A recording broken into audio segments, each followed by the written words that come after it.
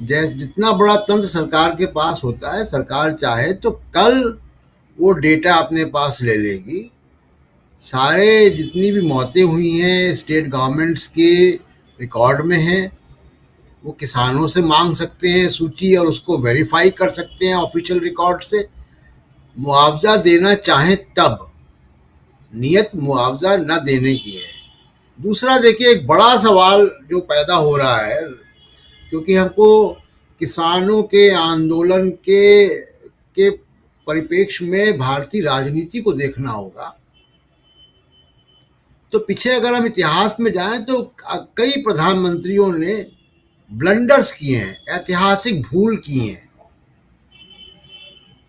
चाहे वो करगिल वॉर में वाजपेयी जी ने इंटेलिजेंस की इनपुट्स को इग्नोर किया और पाकिस्तान आज आ गया काफ़ी अंदर तक करगिल में, बंकर बना लिए। आप उसके भी पीछे जाएं तो नरसिम्हा राव ने तमाम सुप्रीम कोर्ट से लेके तमाम संस्थाओं को नहीं सुना, बाबरी मस्जिद गिर गई। राजीव गांधी ने सुप्रीम कोर्ट के शाहबानों के केस में उलट दिया उसको। ये ऐतिहासिक भूलें हुई हैं जिनसे भारतीय राजनीति की दिशा बदल गई। मैं और भी एग्जाम्पल दे सकता हूँ, इमरजेंसी लगाने का एग्जाम्पल। वो सारे पॉलिटिकल पार्टीज ने, नेताओं ने, देश ने इन बड़ी भूलों का खामियाजा भुगता है। मेरा मानना है कि जितनी बड़ी भूल इमरजेंसी लगाने की थी, जितनी बड़ी भूल नरसिम्हा राव की बाबरी मस्जिद को गिरते देखने की थी, उतनी ही बड़ी भूल किसान आंदोलन को अनदेखा करने की नरेंद्र मोदी की है। इतिहास में ये दर्ज होगा और यहाँ से एक नई राजनीति पैदा होगी, जैसा डॉक्टर सुनीलम कह रहे थे। देखिए, किसान कानून, हम लोग बहुत बातें कर चुके हैं इस बारे में, सब जानते हैं, डॉक्टर सुनीलम इस बात उस पर एग्री करेंगे कि ये डब्ल्यू बनाए हुए कानून है जो तमाम देशों में गए और देशों में किसानों को भारी सब्सिडी है भारतीय किसानों के मुकाबले, मतलब वो 100 गुने से भी ज़्यादा है। दूसरा कि वहाँ पे कृषि एक पेशा है। भारत में कृषि एक संस्कृति का हिस्सा है। हमारा आपका हो सकता है कि सीधे कृषि से ताल्लुक ना हो, लेकिन हम जो 30 त्योहार मनाते हैं वो कृषि प्रधान है। चाहे हम लोहड़ी मनाते हों, चाहे बसंत पंचमी मनाते हों या होली मनाते हों, ये सब फसलों के त्यौहार हैं। कृषि हमारे देश का एक सांस्कृतिक पहलू है और बहुत बड़ा पहलू है। नरेंद्र मोदी उस सांस्कृतिक पहलू से टकरा गए हैं।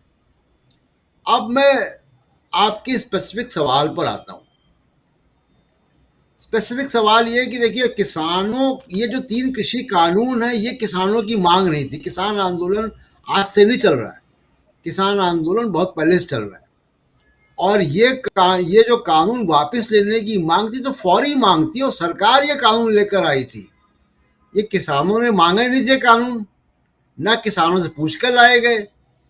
तो ये तो एक फौरी मांग थी। उनकी जो दूसरी मांगे हैं, चाहे वो एमएसपी के कानून की मांग है, बिजली की मांग है, वो सारी मांगे पुरानी मांगे हैं। स्वामीनाथन फॉर्मूले में C+50%, C2+50%, तो एमएसपी की गारंटी प्लस स्वामीनाथन फॉर्मूले को पूरे तरीके से लागू करें तब तो फायदा है। एमएसपी के आधार पर अगर आप देखेंगे किन फसलों को लिया जा रहा है, तो केरल में तो सब्जियां भी एमएसपी के अंदर आ गई। तो इसका भी क्या ये 24 फसलें ही होंगी कि और भी बढ़ानी चाहिए? इस पे लंबा विचार देश में होना चाहिए। दूसरा कि किस किस एमएसपी का भाव क्या होगा, वो तो स्वामीनाथन कमेटी की रिपोर्ट है, उस पर किसान नेता भी मानेंगे। तो और गन्ने के अलावा बाकी सारी एमएसपी की फसलें 50% से कम प्रोक्योरमेंट है। और ये गलतफहमी है कि अगर एमएसपी की गारंटी दे देंगे तो सारी की सारी खरीद सरकार को करनी पड़ेगी। नहीं, सरकार को जितनी एफसीआई के लिए, पीडीएस के लिए या अपने उपयोग के लिए करनी है वो करे सरकार। बाकी एमएसपी की कीमत पे जो प्राइवेट खरीदार हैं वो खरीदेंगे। कानून तो ये बनना चाहिए ना। हर चीज का एमएसपी है ना हमारे देश में। आप जो है एक मैगी का पैकेट भी आप नहीं खरीद सकते ना, दुकानदार भी आपको बताएगा ना एमआरपी है। पेप्सी की बोतल भी नहीं खरीद सकते आप, 10 रुपए की जो आती है वो भी एमआरपी है, वो 8 रुपए की नहीं दे देगा आपको। तो किसान के ऊपर ये सारा क्यों लागू करते हैं?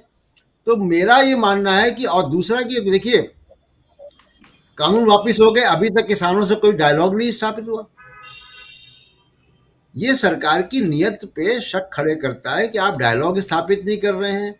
आप कृषि की ओवरऑल, ये कानून तो चलिए आए थे वापिस हो गए, किसानों की और कृषि की ओवरऑल बड़ी जो समस्याएं हैं उनको लेकर एक बैठे अक्रॉस द टेबल, एक उसका मसौदा तैयार हो, उसमें कानून में कहाँ परिवर्तन करने हैं कानून में करें, नीतियों में जहाँ परिवर्तन करने वहाँ नीतियों करें।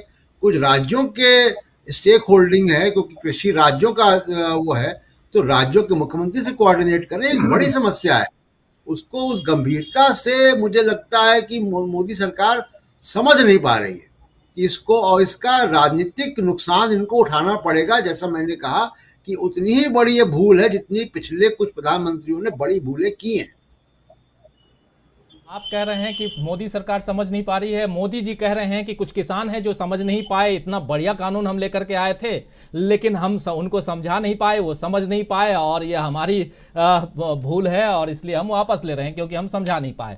तो ये जो बातें हैं ये होती रहेंगी, लेकिन महत्वपूर्ण बात यही है कि जो प्रशांत टंडन जी आप कह रहे हैं कि हाँ एक, और आप जैसा उदाहरण दे रहे हैं पिछली सरकारों से, इंदिरा गांधी से लेकर के अभी तक जो प्रधानमंत्रियों ने जो भूलें की हैं उनमें से एक बड़ी भूल ये भी है कि कृषि कानून को लेकर आना, वो भी उस समय लेकर आना जब देश में एक अलग तरह की अफरा तफरी का माहौल था और उस समय यानी कि कोरोना की पहली लहर, और उस दौरान अध्यादेश लाना और फिर इस बिल को पारित करवाना, कानून बनाना, किसान सर्दी गर्मी बरसात सब में सड़कों पर बैठे रहे और अब थोड़ी सी रौनक उनके चेहरे, किसानों के मसले को लेकर के और फिर आगे बढ़ेंगे। लेकिन यहां सवाल ये उठता है कि जब कृषि मंत्री कहते हैं संसद में कि हमारे पास कोई रिकॉर्ड नहीं है, लेकिन दो रिकॉर्ड तो सामने है। पहला लखीमपुर खीरी, आपको याद होगा, जहां कृषि मंत्री के बेटे की गाड़ी से 4 किसानों को कुचलकर मार दिया जाता है। वो कौन लोग थे? आखिर किसान थे ना,